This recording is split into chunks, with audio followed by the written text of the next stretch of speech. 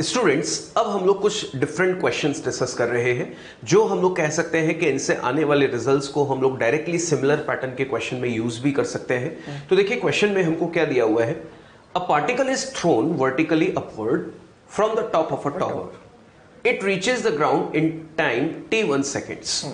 और आगे लिखा हुआ है if it is thrown vertically downward from a with the same speed it reaches the ground in t2 seconds. बिल्कुल। If it is allowed to fall freely from A, then find the time taken by it to reach at ground.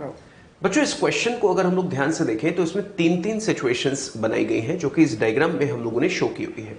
सबसे पहले तो बच्चों हमें question में बार बार एक point show किया गया है, दैट इज पॉइंट ए। तो लेट अस कंसीडर ये जो है वो पॉइंट ए है जहां से हमने पार्टिकल्स को स्टार्ट किया है। सेकंड थिंग बच्चों, जिस हाइट से हमने पार्टिकल को स्टार्ट किया ग्राउंड लेवल से, वो मान लेते हैं कितनी है, h।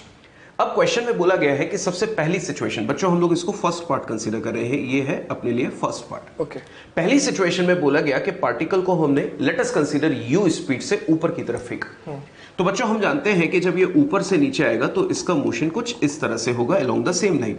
ओवरलैपिंग ना हो इसलिए अपन समझाने के लिए ऐसा गोल घुमा के बना देते हैं, अदरवाइज जिस लाइन पे जाएगा उसी लाइन से नीचे आएगा। तो क्वेश्चन में बच्चों हमें टाइम जो दिया गया है इसका वो कितना दिया है, t1। ये कब, जब बॉडी को u स्पीड से ऊपर फेंका और ऊपर से नीचे आया तो t1 टाइम लगा। सेकंड केस में बोला गया है बच्चों हमने सेम लेवल u से पार्टिकल को अब नीचे की तरफ थ्रो किया है विद द सेम स्पीड। ध्यान देना, मैंने बोला सेम स्पीड, वेलोसिटी नहीं बोली है, कारण क्योंकि डायरेक्शन ऑफ वेलोसिटीज अलग अलग है। बिल्कुल। तो u से हमने डायरेक्टली नीचे फेंका तो इसका मोशन सीधा सीधा वर्टिकली डाउनवर्ड होगा और इसमें टाइम लग रहा है उसको कितना, t2।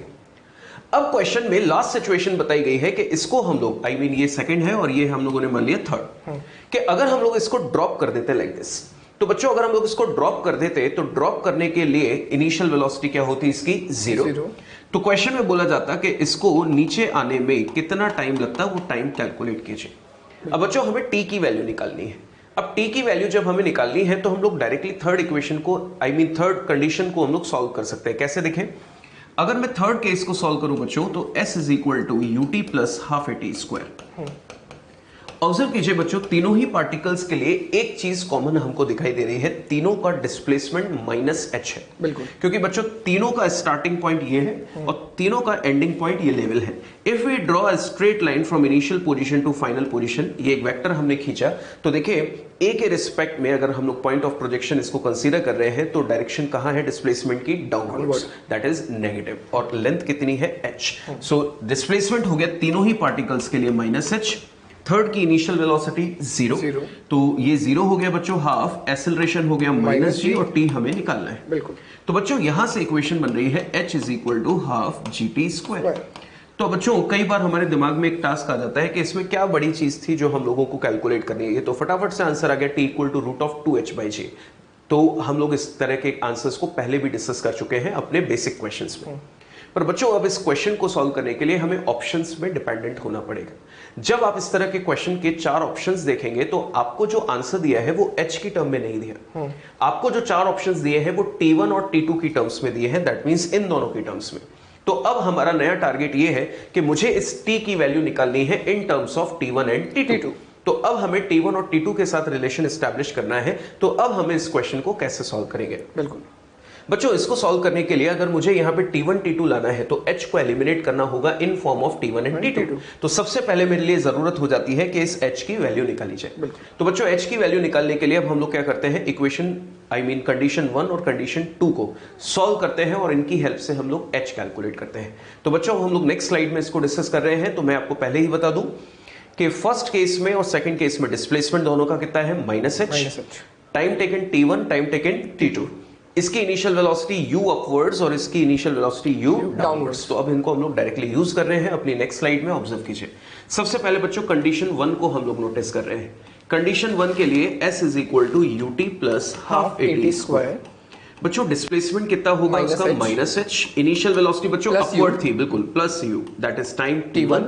एक्सेलरेशन बच्चों माइनस g और टाइम अभी भी कितना है, t1। ये हो गया इक्वेशन नंबर फर्स्ट पहले पार्टिकल की। इसी तरह से बच्चों दूसरे पार्टिकल की इक्वेशन बनाए, s is equal to ut plus half a t square. तो उसका डिस्प्लेसमेंट भी बच्चों माइनस h है, इनिशियल वेलोसिटी उसकी डाउनवर्ड थी बच्चों, बिल्कुल, तो minus u time t2, acceleration minus g और टाइम t2 का स्क्वायर। बच्चों ऑब्जर्व कीजिए सभी माइनस आपस में कैंसिल हो रहे हैं, तो ये हो जाएगा h is equal to u t two plus half g t two square, equation number second. बच्चों अगर आप इस इक्वेशन को ऑब्जर्व करें, ये एक इक्वेशन और दूसरी इक्वेशन हम लोगों ने यहाँ पे रखी है। सो स्टूडेंट्स अब आप नोटिस कर रहे हैं इन दोनों इक्वेशंस को सॉल्व करने के लिए हमारे पास अब दो तरीके हैं। या तो हम लोग क्या करें, ये इक्वेशन और ये इक्वेशन एक माइनस एच की है, एक प्लस एच की है। अगर इन दोनों को ऐड कर दें तो सबसे पहले h और माइनस एच कैंसिल होके u निकल आएगा और फिर उस u की वैल्यू को वापस यहां पर प्लेस कर देंगे किसी भी इक्वेशन में, तो हमें h निकल आएगा जो t1 और t2 की टर्म्स में आएगा। एक तो ये मेथड है। या फिर हम लोग अगर इसको डायरेक्टली सॉल्व करना चाहें तो बच्चों ऑब्जर्व कीजिए, इसको सॉल्व करने के लिए हम लोग अब एलिमिनेशन मेथड पर काम कर रहे हैं। ऑब्जर्व कीजिए ये टर्म क्या लिखी है ut1 और ये क्या लिखा हुआ है ut2। अगर बच्चों यहां पर मैं इस इक्वेशन को पूरी को t2 से और इस पूरी इक्वेशन को t1 से मल्टीप्लाई कर दूं तो बच्चों ये क्या बन जाएगा, फिलहाल केवल इस टर्म पर फोकस कर रहे हैं, ut1 t2 और ये बन जाएगा ut1 t2। बिल्कुल। तो दोनों टर्म्स अगर सिमिलर हो जाएगी तो फिर इनको एलिमिनेट करना आसान रहेगा। दैट्स व्हाई हमने t2 और t1 से इंडिविजुअली मल्टीप्लाई किया है। बिल्कुल। तो बच्चों अगर इसको मैं मल्टीप्लाई कर दूं तो ये इक्वेशन बन जाएगी minus h t two is equal to u t one t two minus half g t one square into t two. ये हो गई अबव इक्वेशन। और इस इक्वेशन में अगर t1 का मल्टीप्लाई करें तो ये हो जाएगा h t one is equal to u t one t two plus half g t two square into t one. अब बच्चे देखिए ये दोनों टर्म्स सेम है और इनको अगर हमें कैंसिल करना है तो हमें सब्ट्रैक्शन अप्लाई करना होगा, यानी कि माइनस। तो ऑब्जर्व कीजिए बच्चों अगर हम लोग यहाँ पर माइनस अप्लाई कर दें तो ये आपस में कैंसिल हो जाएंगे। बिल्कुल सर। बच्चों यहाँ से अगर मैं माइनस एच कॉमन निकाल दूं तो अंदर क्या बचेगा t1 प्लस t2। बिल्कुल सर। और यहाँ पे बच्चों मैं कॉमन निकाल रहा हूं, आप चेक कीजिए minus half g t1 t2। बिल्कुल सर। तो बच्चों अगर हम लोगों ने t1 t2 यहाँ से कॉमन निकाल दिया है तो सबसे पहले ऊपर क्या बचेगा ब्रैकेट में t1 और नीचे क्या बचेगा t2। बिल्कुल। तो ऑब्जर्व कीजिए बच्चों अब हमारे पास जो टर्म्स कैंसिल हो रही है उस पर फोकस करें। माइनस से ये minus cancel, t1 plus t2 से ये t1 प्लस t2 कैंसिल। तो ऑब्जर्व कीजिए h की डायरेक्टली वैल्यू हमें नजर आ रही है, that is h is equal to half g t1 t2। बच्चों नोटिस कीजिए ये h की वही वैल्यू है जिसकी हम लोगों ने डिमांड रखी थी, दैट h की वैल्यू t1 और t2 की टर्म्स में होनी चाहिए। अब जब हमारे पास h आ गया है तो अब हम लोग वापस से थर्ड कंडीशन पर आ जाते हैं। इस थर्ड कंडीशन में हमारा क्वेश्चन यही अटका हुआ था कि h की वैल्यू चाहिए। अब बच्चों h की वैल्यू अगर हम लोग प्लेस कर दें तो half g t1 t2 is equal to half g t square. तो हाफ जी से हाफ जी कैंसिल, तो t की वैल्यू कितनी आ जाएगी, रूट ऑफ t1 t2। अब बच्चों ये वाला जो क्वेश्चन है डेफिनेटली लेंदी था, कारण क्योंकि तीन कंडीशंस हमें सॉल्व करनी थी। पर अब अगर इस तरह का क्वेश्चन प्रैक्टिस में आपके सामने कभी भी आता है तो आप इस रिजल्ट को डायरेक्टली यूज कर सकते हैं। बिल्कुल। बच्चों बढ़ते हैं नेक्स्ट क्वेश्चन की तरफ, और अगेन इस क्वेश्चन का जो आंसर होगा वो बहुत बार क्वेश्चन पूछा था, आप डायरेक्टली आप आंसर देख के ही टिक कर सकते हैं, तो ध्यान दीजिएगा। A particle is dropped from a certain height, then find the ratio of time taken by it to fall through successive distance of 1 meter each। यहाँ लिखा है 1 meter each डिस्टेंस कवर करने में। तो बच्चों ध्यान रखिएगा, अगर मैं मान लेता हूँ ये 1 मीटर है फ्रॉम द स्टार्टिंग पॉइंट, इस बॉल को अपन ने ड्रॉप करा, जब इसे फर्स्ट 1 मीटर कवर करा तो कितना टाइम लगा, जब इसने फर्स्ट 2 मीटर कवर करा फ्रॉम 0 से 2 मीटर तक तो इसको कितना टाइम लगा, फिर 0 से 3 मीटर लगाए तो कितना टाइम लगा। बच्चों मैं तीनों टाइम में 0 से स्टार्ट कर रहा हूँ। और चलिए एक बात ध्यान रखना, यहाँ पर बोला सक्सेसिव 1 मीटर, तो सोचो अगर ये यहाँ तक 1 मीटर हो गया तो नेक्स्ट 1 मीटर यहाँ तक होगा। बिल्कुल। और नेक्स्ट 1 मीटर यहाँ तक होगा। डेफिनेटली। अगर मुझे ये वाला टाइम चाहिए फर्स्ट वाला, इसको मैं कह रहा हूँ t1, सिमिलरली मुझे ये t2 चाहिए, उसके बाद मुझे t3 चाहिए, यहां से यहां तक t3। अब बच्चों मुझे t1 t2 t3 t4 ऐसे सबका रेशियो चाहिए। तो आप एक चीज सोचेंगे t2 कैसे आएगा, t2 कैसे आएगा, अगर आप इस पूरे मोशन का टाइम और इसके टाइम को सब्ट्रैक्ट कर दें तो आपको t2 मिल जाएगा बच्चों। और याद करो अपन एक टाइम का फॉर्मूला सीखा था, t equals to under root 2h/g। कब, जब आप उसको ड्रॉप करते हो, u कैसा हो, 0 हो। तो बच्चों अगर मैं इस फर्स्ट कंडीशन की बात करता हूं तो मैं थोड़ी देर के लिए इसको ta लिख रहा हूं, इसको लिख रहा हूं मैं tb और इसको लिख रहा हूं tc। बच्चों मैंने 3 केस ले लिए, अब मैं ta की बात कर रहा हूं। बच्चों ये डिस्टेंस है कितना मीटर है, 1 मीटर, ये कितना मीटर है, 2 मीटर, और ये कितना मीटर है, 3 मीटर। तो ध्यान दीजिएगा ta की बात करें, ta is equal to under root of 2h/g, h की वैल्यू 1 मीटर, तो this is equal to 2/g। बिल्कुल सर। अब बच्चों ये TA आ गया, क्या सोचो TA की वैल्यू T1 के बराबर है, बिल्कुल। इसका मतलब यही आपका T1 भी हो गया। नेक्स्ट बात करें TB की, that is equal to under root of 2h/g again. अब बच्चों मैं h की वैल्यू डायरेक्टली पुट कर रहा हूं, तो h is equal to 2 metre, I can say 2 × 2/g। बच्चों क्या यहां से ध्यान दीजिएगा, अगर मेरे को इन दोनों टर्म्स को एक जैसा रखना था कि रेशियो लेने में आसानी हो जाए, तो मैं इसको क्या लिखूंगा, √2 × √2/g। बिल्कुल। तो बच्चों यहां पर मैंने ऐसा क्यों रखा, यहां पर √2/g था, यहां पर मैं √2/g ले आया। हालांकि आप ऐसा कर सकते हैं कि 2 × 2 = 4 और आप 2 बाहर ले आते हैं, तो बच्चों इससे अपने को थोड़ा सा आसानी हो जाएगी। अब नेक्स्ट बात करो TC की, TC होगा under root of 2 × 3/g, because बच्चों ये डिस्टेंस कितना था, 3 मीटर, तो this is equal to √3 × 2/g। अब बच्चों ये तो अभी अपने पास TA, TB, TC आए हैं, पर अपने को क्या निकालना है, T1, T2, T3। I know कि T1 की वैल्यू T के बराबर है, पर T2 किसके बराबर है, क्या यहाँ पर एक वर्ड लिखा हुआ है सक्सेसिव डिस्टेंस ऑफ 1 मीटर, मतलब ये जो 1 मीटर का डिस्टेंस है इसका टाइम कितना है, T2। इसका मतलब आई can say T2 is equal to TB minus TA। बिल्कुल। अब बच्चों अगर मैं इन दोनों को माइनस करता हूं तो ध्यान दीजिएगा √2/g तो कॉमन आता है, बिल्कुल आ जाएगा, तो आई कैन से √2/g तो कॉमन आ गया, अंदर क्या बचेगा, इसका √2 और यहां पर क्या है 1, तो हो जाएगा √2 - 1। सिमिलरली बच्चों T3 क्या होगा, ध्यान दीजिएगा, क्या ये पूरा टाइम TC, इस TC में से TB माइनस कर देंगे तो क्या मिल जाएगा मुझे, T3। क्या T3 नेक्स्ट 1 मीटर का टाइम है, बिल्कुल, फर्स्ट 1 मीटर, उसके बाद वाला 1 मीटर, उसके बाद वाला 1 मीटर, इसका मतलब T3 की वैल्यू आएगी TC माइनस TB। अब बच्चों TC वाली टर्म है और TB वाली टर्म, दोनों में क्या चीज कॉमन है, √2/g, तो आई कैन से √2/g अगेन कॉमन ले लिया और बच गया √3 माइनस √2। अब बच्चों मेरे पास T1 आ चुका है, ध्यान दीजिएगा, ये टर्म T1, ये टर्म T2 और ये टर्म T3, इन तीनों का मुझे रेशियो लेना है, तो आई कैन से T1 is to T2 is to T3।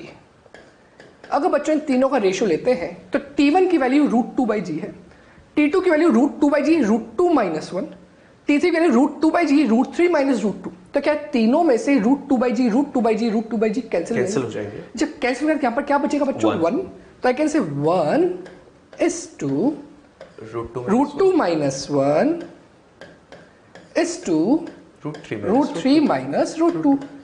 तो बच्चों ध्यान दीजिएगा, अपन ने पहले क्वेश्चन सॉल्व करा था जिसके अंदर अपन ने टाइम इंटरवल इक्वल रखे थे, तो वहां पर जो डिस्टेंस का रेशियो आया था 1:3:5:7 आया था when u is 0 and acceleration constant. पर यहां पर इस बार डिस्टेंस सेम है, मतलब पहले भी 1 मीटर, बाद में भी 1 मीटर, उसके बाद भी 1 मीटर। क्वेश्चन समझना, पहले टाइम इंटरवल इक्वल थे, इस बार डिस्टेंस की जो कंडीशन है, डिस्टेंस की जो लेंथ है वो भी कैसी है, इक्वल है, पर इस बार टाइम का रेशियो निकालना है, तो टाइम का जो रेशियो है वो कितना है, 1:√2 - 1 √3 - √2 अच्छा है, तो इसके बाद क्या आएगा, तो बच्चों यहाँ पर √2 था तो यहाँ पर √3 हो गया, इसके बाद क्या होगा √4, यहाँ 1 था √2 है, उसके बाद क्या होगा √3, इसका नेक्स्ट टर्म आएगी √4 - √3। तो बच्चों इस अकॉर्डिंग आप इस आंसर को याद भी रख सकते हैं और क्वेश्चन में देखते ही आप डायरेक्टली टिक भी कर सकते हैं। स्टूडेंट्स डिस्कस करते हैं अपना नेक्स्ट क्वेश्चन, और क्वेश्चन में जो दिया हुआ है सबसे पहले उसको रीड करें। A stone is draw from the top of a tower of height h। तो बच्चों सबसे पहले इसको हम लोग ड्रॉ कर लेते हैं। इमेजिन कर लीजिए कि यहां पर एक कोई टावर है जिसकी हाइट हमें क्वेश्चन में दे रखी है कितनी, h। Late us consider height is h। और बोला गया कि यहां से एक स्टोन को हमने ड्रॉप किया है, लेट अस कंसीडर जिस स्टोन को हमने ड्रॉप किया उसको मान लेते हैं स्टोन A, और ड्रॉप किया तो उसकी इनिशियल वेलोसिटी क्या हो गई, 0। अब क्वेश्चन में दूसरा लिखा हुआ है after 1 second another stone is draw from the balcony 20 metre below the top. बिल्कुल। लेट अस कंसीडर बच्चों यहां पर कोई एक बालकनी होगी इस पर्टिकुलर लोकेशन पे, और यहां से क्वेश्चन में बोला गया कि ये टॉप से कितना नीचे है, 20 मीटर, और यहां से हम लोगों ने एक पार्टिकल को और ड्रॉप किया और उसकी भी इनिशियल वेलोसिटी कितनी है, 0। तो बच्चों गौर कीजिए यहां पर कि जो A है उसको अगर यहां से यहां तक मूव करना है तो उसने कितना कवर किया, h। जबकि अगर मैं यहां से बात करूं इस स्टोन बी की, तो उसने यहां से यहां तक कितना कवर किया, h-20, क्योंकि उसको 20 मीटर नीचे से गिराया है। बिल्कुल सर। और क्वेश्चन में बच्चों लिखा हुआ है आफ्टर 1 सेकंड हमने बी को गिराया है। तो बच्चों याद है आपको एक बात हम लोगों ने डिस्कस की हुई है कि जो पार्टिकल पहले के रिस्पेक्ट में जितनी देर से स्टार्ट होगा उसका टाइम ऑफ मोशन पहले के रिस्पेक्ट में उतने ही सेकंड्स कम होगा। जैसे कि अगर ए ने यहां से यहां तक आने में पूरा टाइम मान लेते हैं कितना लिया है, टी, तो बच्चों नेक्स्ट अगर हम लोग ऑब्जर्व करें तो बी को 1 सेकंड बाद गिराया, इसका टाइम कितना होगा, t-1। तो बच्चों हमें सारे पैरामीटर्स पता चल गए हैं, जल्दी से रिकॉल करें। ए की initial velocity 0, acceleration g downward, height cover कितनी होगी h, और टाइम टेकन कितना होगा t। जबकि बी की बात करें तो इनिशियल वेलोसिटी इसकी भी 0, इसके लिए जो हाइट होगी वो h-20 और टाइम कितना होगा t-1। अब आगे क्या लिखा हुआ है, both reach the bottom simultaneously then calculate the value of h। तो बच्चों अब हम लोग सबसे पहले ए और बी की इंडिविजुअल इक्वेशन बनाकर उनको सॉल्व कर लेते हैं। सबसे पहले बच्चों अगर हम लोग ए की इक्वेशन बनाए तो again s is equal to ut plus half at square. बिल्कुल सर। बच्चों ut दोनों ही पार्टिकल के लिए 0 है, तो अब मैं डायरेक्टली हाफ at स्क्वायर पर ही काम कर रहा हूं। बच्चों यहां से अगर हम लोग ओरिजिन मान लें जहां से इसको गिराया है, तो ओरिजिन के रिस्पेक्ट में डिस्प्लेसमेंट कहां हुआ, नीचे, तो ये हो जाएगा -h, इनिशियल वेलोसिटी इसकी 0, एक्सेलरेशन -g और टाइम टेकन t। तो h इज इक्वल टू कितना आ गया, half g t square. Equation number first for particle A. बिल्कुल सर। इसी तरह से बच्चों अगर हम लोग पार्टिकल बी की बात करें तो पार्टिकल बी के लिए भी अब मैं अप्लाई कर रहा हूं s is equal to half at square, क्योंकि ut कितना है, 0। इसका डिस्प्लेसमेंट भी बच्चों नीचे है, तो h-20 कैसा होगा, नेगेटिव में। एक्सेलरेशन होगा बच्चों -g और टाइम टेकन इसका कितना होगा, t-1 का स्क्वायर। तो बच्चों माइनस से माइनस कैंसिल कर दें तो h-20 is equal to half g t-1 का स्क्वायर। ये आ गई हमारे पास इक्वेशन नंबर सेकंड। बिल्कुल सर। अब बच्चों हमारे पास सिर्फ और सिर्फ इस इन इक्वेशंस को सॉल्व करना अपना टारगेट रह गया है, तो टाइम भी आ जाएगा और h की वैल्यू भी पता चल जाएगी। तो बच्चों अगर हम लोग इनको सॉल्व करना चाहें तो हम लोग h की वैल्यू हमारे लिए ज्यादा जरूरी है, क्योंकि लास्ट में वही हमसे पूछा है। तो क्या कर सकते हैं हम लोग, चाहे तो h को यहां पर प्लेस करके एलिमिनेट करके t निकाल कर वैल्यू प्लेस कर दें तो t भी आ जाएगा और h भी आ जाएगा। बिल्कुल सर। तो बच्चों अगर हम लोग इक्वेशन नंबर 1 से h की वैल्यू यहां रख दें डायरेक्टली, तो h की वैल्यू कितनी है, हाफ g t स्क्वायर, वो यहां आ जाएगी। ऑब्जर्व कीजिए, ये हो जाएगा हाफ जी टी स्क्वायर -20। बिल्कुल सर। इज इक्वल टू, बच्चों यहां पे a माइनस बी का होल स्क्वायर, ये वाला फॉर्मूला लग सकता है। तो a माइनस बी का होल स्क्वायर क्या होता है, a square plus b square minus 2ab। तो बच्चों अगर इसको हम लोग लिखें तो हाफ g ब्रैकेट में बच्चों क्या होगा, a square plus b square minus 2ab। ये अपने पास इक्वेशन आ जाएगी। बच्चों ऑब्जर्व कीजिए, ये हाफ जी टी स्क्वायर और ये भी क्या होगा, हाफ जी टी स्क्वायर आपस में कैंसिल। ये कितना बचा है, -20। हाफ जी का 1 से मल्टीप्लाई करो तो कितना, g/2। g/2 का -2t के साथ मल्टीप्लाई करोगे तो क्या बचेगा, -gt। ये अपने पास इक्वेशन बनी। बच्चों g/2 को 5 लिख सकते हैं, बिल्कुल। 5 प्लस का इधर आके क्या हो जाएगा, -5। तो -20 -5 -25 और इधर बचेगा -10t। तो t की वैल्यू कितनी आ जाएगी, 2.5 सेकंड। तो आपने ऑब्जर्व किया बच्चों कि जो t की वैल्यू है, मतलब a पार्टिकल को यहां से यहां तक आने में कितना लगा, 2.5, और b को टाइम कितना लगा होगा, t-1, क्योंकि उसको 20 मीटर नीचे से गिराया है। अब बच्चों t की वैल्यू हम लोग इक्वेशन नंबर 1 में प्लेस कर दें तो क्या आ जाएगा, h। तो h की वैल्यू आ गई हाफ, g की वैल्यू 10 और t की वैल्यू 2.5 का स्क्वायर करेंगे तो 6.25। After simplifying it we will get 31.25 metre. That is the height of the tower, जो इस क्वेश्चन का सही आंसर है। बढ़ते बच्चों नेक्स्ट क्वेश्चन की तरफ। A ball is thrown vertically upward, assuming the air resistance to be constant and considerable, find relation between ascending and descending time। बच्चों इस बार ये एक पहला क्वेश्चन ऐसा है जहां पर एयर रेजिस्टेंस कंसीडर करने को बोला गया है। अभी तक अपन ने जितने भी क्वेश्चन करे वहां पर ये मान के चल रहे थे कि एयर रेजिस्टेंस कैसा है, 0 है। तो बच्चों एक बात ध्यान देना, एयर रेजिस्टेंस का अगर बात करें तो एयर रेजिस्टेंस हमेशा मोशन के अपोजिट डायरेक्शन लगता है। I said the word motion. अगर आप बाइक चला रहे हैं, अगर बाइक नॉर्थ से साउथ की तरफ ले जाए या साउथ से नॉर्थ की तरफ आए, आपको दोनों टाइम ही एयर फ्रिक्शन आपके मोशन के अपोजिट दिखाई देगा। तो इसका मतलब ये हुआ एयर फ्रिक्शन आपके मोशन के अपोजिट होगा। ये तो सिर्फ डायरेक्शन की बात हुई। अगर मैं इसके एक्चुअल मैग्नीट्यूड की बात करूं तो air friction is proportional to -v। What I said, v is what, velocity. इसका मतलब एयर फ्रिक्शन का जो मैग्नीट्यूड है वो वेलोसिटी के मैग्नीट्यूड के प्रोपोर्शनल है। अगर आपकी वेलोसिटी बढ़ेगी तो आपके ऊपर एयर फ्रिक्शन भी बढ़ेगा, पर इन विच डायरेक्शन, मोशन के अपोजिट डायरेक्शन। इसलिए क्या लगाया बच्चों, माइनस। पर बच्चों ये तो एक्चुअल फॉर्म है, पर यहाँ पर क्वेश्चन में क्या दिया गया है कि एयर फ्रिक्शन को क्या मानना है, कांस्टेंट। इसका मतलब इस क्वेश्चन में इंटेंशनली बोला गया है कि आपको एयर फ्रिक्शन को कांस्टेंट मानना है, वेलोसिटी डिपेंडेंट नहीं मानना है। तो बच्चों बस ये तो आपके जानने के लिए था कि एक्चुअली में होता क्या है। अभी इस चीज की आवश्यकता यहाँ पर नहीं है। बस इतनी आवश्यकता है कि मोशन के अपोजिट डायरेक्शन में लगेगा। तो ध्यान दीजिएगा, जब ये बॉल ऊपर जा रही है, अगर मैं इसको ऊपर फेंका तो मोशन कहां हो रहा है, अपवर्ड। तो एयर फ्रिक्शन कहां लग रहा होगा, डाउनवर्ड। तो सोचो एयर फ्रिक्शन भी डाउनवर्ड और एक्सेलरेशन ड्यू टू ग्रेविटी भी डाउनवर्ड। क्या दोनों एक्सेलरेशंस, आप कह सकते हैं एक्सेलरेशन, बिकॉज अभी मैंने मोशन के बारे में बात नहीं करी है, तो क्या जो फोर्स ग्रेविटी लगा रही है और जो फोर्स एयर फ्रिक्शन लगा रहा है, क्या दोनों सेम डायरेक्शन में है? बिल्कुल। क्या दोनों एक दूसरे के सपोर्टिंग फॉर्म में है? इसका मतलब क्या दोनों को अपन ऐड कर सकते हैं? तो ध्यान दीजिएगा, अगर ये ऊपर जा रहा है तो एयर फ्रिक्शन का अपन उसका जो रिटार्डेशन क्रिएट हो रहा है बिकॉज ऑफ मोशन के अपोजिट डायरेक्शन हो रहा है, उसको क्या लिख रहा हूं मैं, ए, और जो जी है वो हमेशा डाउनवर्ड होता है, इसको लिख रहा हूं जी।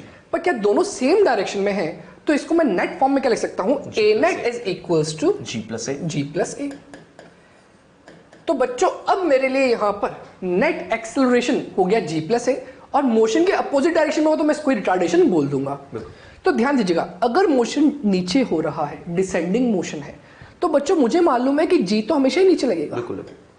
पर क्या मोशन नीचे हो रहा है तो जो एयर फ्रिक्शन होगा वो अपोजिट डायरेक्शन में लगेगा, इसका मतलब ए ऊपर होगा। तो बच्चों बताओ यहां पर ए नेट कितना होगा, जी माइनस है। ऑब्वियस सी बात है, जी विल डोमिनेट, तभी तो बेटा ऑब्जेक्ट नीचे आएगा। तो यहां पर क्या हो जाएगा, जी माइनस ए। यहां से अपन ने दो चीजें सीखी अभी तक कि एयर फ्रिक्शन का डायरेक्शन क्या होता है और जो नेट एक्सेलरेशन होगा वो क्या होगा। अब मैं बात कर रहा हूं कि इसमें अपने को क्या पूछा गया है। अपने बोला है find relation between ascending and descending time. बच्चों याद करो, जब एयर फ्रिक्शन नहीं था तो अपन ने टाइम का फॉर्मूला क्या निकाला, टी बराबर √2h/g, पर वहां पर वर्ड था जी, बिकॉज वहां पर सिर्फ एक्सेलरेशन जी था, जी के बराबर। पर क्या यहां पर जो एक्सेलरेशन है वो चेंज हो चुका है दोनों क्वेश्चन में, तो दोनों पार्ट में अलग अलग है। तो आई can say that formula is converted into √2h/a net. इसका मतलब जो नेट एक्सेलरेशन आप यहां पर रख दो, आपका आंसर आ जाएगा। तो बताइए यहां पर असेंडिंग मोशन के टाइम को मैं टी ए लिख रहा हूं, तो टी ए की वैल्यू क्या आएगी, क्या t a is equal to √2h/g+a। और बच्चों एक काम कर लेते हैं ऐसा कि अगर आप दोनों ए से कंफ्यूज ना हो जाओ, इसलिए इसको कैपिटल ए लिख देते हैं दोनों साइड पे। तो यहां पर लिख देता हूं मैं इसको टी कैपिटल ए और इसको टी कैपिटल ए। अब बच्चों ये तो टाइम आया असेंडिंग मोशन का। सिमिलरली डिसेंडिंग मोशन की बात करें, फॉर्मूला तो यही यूज करना है। तो डिसेंडिंग मोशन का जो टाइम होगा, t capital D is equal to √2h/a net. A net is g minus a, बिल्कुल सर। तो जी माइनस ए। बच्चों आपसे एक क्वेश्चन पूछ रहा हूं, ध्यान दीजिएगा, ये टी असेंडिंग का, ये टी डिसेंडिंग का टाइम है, तो क्या दोनों में से आपको कौन सा टाइम बड़ा दिखाई दे रहा है? बड़ा का मतलब ये हुआ कि किसके अंदर टाइम ज्यादा आएगा, ऑब्वियस सी बात है डिसेंडिंग के अंदर। तो ए नेट जिसका कम उसका टाइम ज्यादा। इसका मतलब क्या, इसका ए नेट जी माइनस ए है तो इसका टाइम कैसा होगा, ज्यादा होगा। अपने से यही तो पूछे, रिलेशन निकालना है। तो अपन यहां से कह सकते हैं T of descending is more than T of ascending. ये अपना रिलेशन आ गया। बच्चों क्वेश्चन तो यहां तक सॉल्व हो चुका है। अब बच्चों यहां पर एक मन में डाउट आ जाता है कि सर ऐसा क्या हुआ कि टी डिसेंडिंग ज्यादा हो गया और टी असेंडिंग कम हो गया। तो क्यों ना आपकी तरफ से मैं एक क्वेश्चन सर से पूछ लेता हूं कि सर ऐसा क्या हुआ होगा कि टी डिसेंडिंग ज्यादा है और टी असेंडिंग कम है। बिल्कुल। तो बच्चों देखिए, सर ने आपको पूरा मैथमेटिकली एक्सप्लेन किया। अब इसको एक एग्जांपल से हम लोग डिस्कस कर लेते हैं। जैसा कि क्वेश्चन में बच्चों लिखा हुआ है कि assuming the air resistance to be constant and considerable. तो बच्चों हम लोगों ने कंसीडर कर लिया यहां पर, जैसा कि सर ने लिखा हुआ है, जी की वैल्यू हम लोग कंसीडर कर रहे हैं बच्चों 10, और ए जो हम लोग कंसीडर कर रहे हैं बिकॉज ऑफ एयर रेजिस्टेंस वो कितना कर रहे हैं 1।